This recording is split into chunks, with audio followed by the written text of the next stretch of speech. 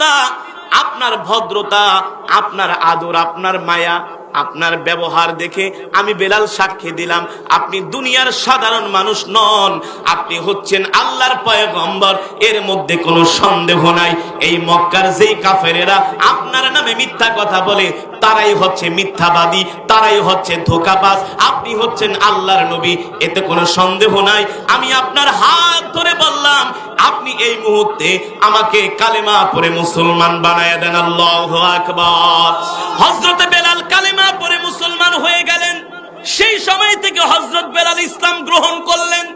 ও মুসলমান, এই মক্কার জমিনে আল্লাহর নবী কাফেরদের সাথে এমন সুন্দর আচরণ করেছেন, এমন সুন্দর ব্যবহার করেছেন, মক্কার কাফেরেরা আমার নবীকে মক্কায় থাকতে দেয় নাই। নবীজি মক্কা থেকে হিজরত করে মদিনায় চলে গেছেন।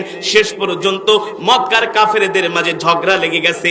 একদল আরেক দলকে বলে, হায় রে মুহাম্মদ সাল্লাল্লাহু আলাইহি সাল্লাম এত ভালো মানুষ, তার মতো মানুষটাকে আমরা মক্কায় থাকতে দিলাম না। মানুষের সাথে কত সুন্দর আচরণ করে, মানুষের সাথে কত সুন্দর ব্যবহার করে, কত বিনয়ের সাথে কথা বলে, আমাদের কাজকর্ম করে, আমাদের উপকার করে, আমাদের অর্থগুলো তার কাছে আমরা আমানত রাখি। সে কোনোদিন মানুষের সাথে একটা মুখ কালা করে কথা বলে নাই, মানুষের মনে কোনোদিন কষ্ট দেয় নাই। শেষ পর্যন্ত মক্কার কাফেরদের মাঝে ঝগড়া লেগে যায়। আগে মুহাম্মদ সাল্লাল্লাহু আলাইহি সাল্লাম তাদের ঝগড়াগুলো মীমাংসা করে দিতেন। নবীজি মক্কা থেকে হিজরত করে মদিনায় চলে গেলেন। এখন কাফেরদের মাঝে ঝগড়া লাগে, কেউ আর মীমাংসা করে দেয় না। মক্কার কাফেররাই একজন আরেকজনকে বলতে থাকে, আমরা মুহাম্মদ সাল্লাল্লাহু আলাইহি সাল্লামের যতই বিরোধিতা করি না কেন, মুহাম্মদ সাল্লাল্লাহু আলাইহি সাল্লামের মতো এত ভালো মানুষ, এত সুন্দর চরিত্রের মানুষ, উত্তম চরিত্রের মানুষ এই মক্কার জমিনে দ্বিতীয় জন খুঁজে পাওয়া যাবে না। আল্লাহু আকবার। ও মুসলমান, সেই নবী আল্লাহ তাআলা আমাদেরকে দান করেছেন। আল্লাহ কোরআনের মধ্যে বলেছেন, মা কানা মুহাম্মাদুন আবা আহাদিম মির রিজালিকুম ওয়ালাকিন রাসূলুল্লাহি ওয়া খাতামান নাবিয়্যিন। ও নবী, আমি আপনাকে দুনিয়ার জমিনে শেষ নবী হিসাবে পাঠাইছি। আপনার পরে আর কোন নবী আসবে না, আপনার পরে আর কোন পয়গম্বর আসবে না। এই কারণে আল্লাহ রাব্বুল আলামিন কোরআনে মাজিদের মধ্যে বলেছেন, কুল ইন কুনতুম তুহিব্বুনাল্লাহ ফাত্তাবিউনি ইউহিব্বুকুমুল্লাহ ওয়া ইয়াগফির লাকুম যুনুবাকুম ওয়াল্লাহু গফুরুর রহিম। ও নবী, দুনিয়ার মানুষদেরকে বলে দেন, তারা যদি আল্লাহর ভালোবাসা পেতে চায় তাহলে সর্বপ্রথম মুহাম্মদ সাল্লাল্লাহু আলাইহি সাল্লামকে ভালোবাসতে হবে। ঠিক কিনা বলেন? আমরা আল্লাহর নবীকে ভালোবাসবো, এটা মুখে মুখে নয়। আল্লাহর নবীকে ভালোবাসতে হবে নবীজির সুন্নতের মাধ্যমে। ঠিক কিনা বলেন? কিসের মাধ্যমে? সুন্নতের মাধ্যমে। আজকে মুহাম্মদ সাল্লাল্লাহু আলাইহি সাল্লামের সুন্নতগুলো আমাদের মাঝে খুঁজে পাওয়া যায় না। এক সাহাবী এসে বলেন, ওগো আল্লাহর নবী, আপনি আমাকে কিছু নসিহত করেন যাতে আমি সহজেই জান্নাতে যেতে পারি। নবীজি ওই সাহাবীকে 3টা নসিহত করলেন। কয়টা? জোরে বলেন, কয়টা? এই 3টা নসিহত আমি আপনাদেরকে করব। এটা শুধু সাহাবীদের জন্য নসিহত নয়, এই নসিহত আমাদের জন্য নসিহত, এই বয়ান আমাদের জন্য। ঠিক কিনা বলেন? 1 নম্বরে নবীজি বললেন, আফসুস সালাম। এক মুসলমান আর এক মুসলমানকে সালাম দিবে, কি করবে? বেশি বেশি করে সালাম দিবে। আজকে আমাদের সমাজে সালাম নাই, আমরা এক মুসলমান আর এক মুসলমানকে সালাম দেই না। ঠিক কিনা বলেন? 2 নম্বরে নবীজি বলেছেন, ও আতঈমুত তাআম, ক্ষুধার্তদেরকে খাবার দিবা, অনাহারীদেরকে খাবার দিবা, এতিমের মাল ভক্ষণ করবা না। আজকে তো আমরা এতিমের মাল লুণ্ঠন করি। ঠিক কিনা বলেন? ক্ষুধার্তদেরকে আমরা খাবার দেই না। এই করোনা আইসা বুঝায় দিয়া গেছে আমাদের দেশের মানুষ কত নাম্বার চোর। কি আমরা জানি? তেলের খনি পাওয়া যায় সৌদি আরবে, মধ্যপ্রাচ্যে, মাটির নিচে। আর আমাদের দেশে করোনার সময় তেলের খনি পাওয়া গেছে খাটের নিচে। কিসের নিচে? সরকার করোনার সময় জনগণদেরকে চাউল দিয়েছে, গম দিয়েছে, তেল দিয়েছে, সেগুলো চুরি করেছে। ঠিক কিনা বলেন? অথচ নবীজি বলেছেন, ও আতঈমুত তাআম, ক্ষুধার্তদেরকে খাবার দিবা।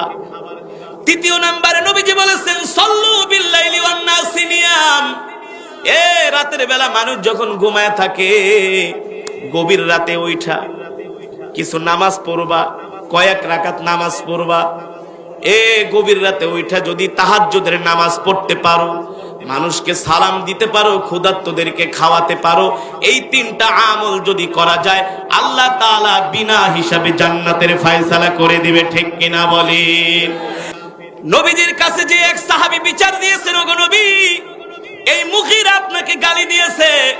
রাহমাতুল লিল আলামিন বলে, মুগীরা যদি আমাকে গালি দিয়ে থাকে, মুগীরার জন্মের মধ্যে সমস্যা আছে।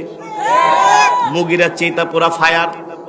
মুগীরা শোনার পরে চেতে ফায়ার হয়ে গেছে, আমি এত বড় নেতা, মুহাম্মদ আমাকে বলেছে আমার জন্মে নাকি সমস্যা আছে, মানতে পারে নাই। আরে এত বড় নেতার নামে যদি কেউ অপবাদ দেয়, মানতে পারে না।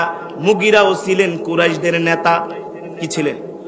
চেতে গিয়েছে, নবীজিকে গালি দিয়েছে। মুগীরা সাহাবীরা এসে বিচার দিয়েছে, ওগো রাহমাতুল লিল আলামিন, মুগীরা আপনাকে গালি দিয়েছে।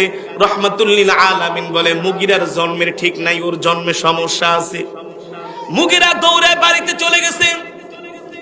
ও আম্মা জান, আমি মুহাম্মদ সাল্লাল্লাহু আলাইহি সাল্লামকে একটা গালি দিয়েছি। এই গালি শোনার পরে মুহাম্মদ সাল্লাল্লাহু আলাইহি সাল্লাম বলছে আমার নাকি জন্মে সমস্যা আছে। সন্তান তার মাকে, কথা বলেন, সন্তান তার মাকে জিজ্ঞেস করছে, ও মা, মুহাম্মদ সাল্লাল্লাহু আলাইহি সাল্লাম বলছে আমার নাকি জন্মে সমস্যা আছে। মুগীরার মা চুপ করে আছে, কোনো কথা বলে না। মুগীরা বলে, মা, আমরা মুহাম্মদ সাল্লাল্লাহু আলাইহি সাল্লামের যতই বিরোধিতা করি না কেন, তার মতো এত ভালো মানুষ এই মক্কার জমিনে একজনও নাই।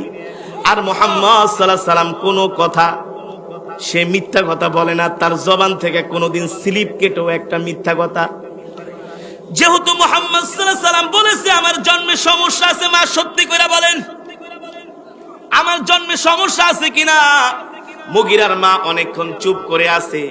মুগীরা বলে, মা, আপনার পায়ে ধরে বলি, মুহাম্মদ সাল্লাল্লাহু আলাইহি সাল্লাম কোনোদিন মিথ্যা কথা বলতে পারে না।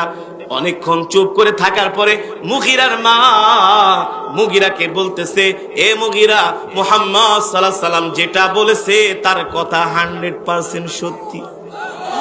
একদিন টিপ টিপ বৃষ্টি হচ্ছিল, তোর তো বাবা নেই, বাবা তো আগেই মারা গেছে। আমি আমার ঘরের মধ্যে শুয়েছিলাম, টিপ টিপ বৃষ্টির মধ্যে তোমার চাচা এসে আমার ঘরে ঢুকে গেছে। তোমার চাচা আমার ঘরে ঢোকার পরে তোমার জন্ম এবার বুঝো। মুগীরা কয়, তাহলে তো মুহাম্মদ সাল্লাল্লাহু আলাইহি সাল্লামের কথা ঠিকই আছে, মুহাম্মদ সাল্লাল্লাহু আলাইহি সাল্লামের কথা ঠিকই আছে। এর মানে এই দুনিয়ার জমিনে যে আমার কলিজার টুকরা নবীকে গালি দিবে, আমার নবীর বিরুদ্ধে কটূক্তি করবে, যদিও সে মুসলমান হয়, যদিও সে কাফের হয়, বুঝতে হবে তার জন্মের মধ্যে সমস্যা আছে, তার জন্মের মধ্যে ভেজাল আছে। ঠিক কিনা বলেন? এই গত 5 দিন আগে বাংলাদেশের কিছু 4 জন আশিকে রাসূল কি একজন হিন্দু লেখক অভিজিৎ রায়, তিনি আমার নবীর বিরুদ্ধে কটূক্তি করেছিলেন। আম্মাজান আয়েশা রাদিয়াল্লাহু তাআলা আনহুর চরিত্রের বিরুদ্ধে কালেমা লেপন করেছিলেন। তার প্রতিবাদ করার কারণে আমার নবীকে যদি এই দুনিয়ার জমিনে কেউ গালি দেয়, কোনো আইন নাই, আদালত নাই, তার জন্য বিচার হল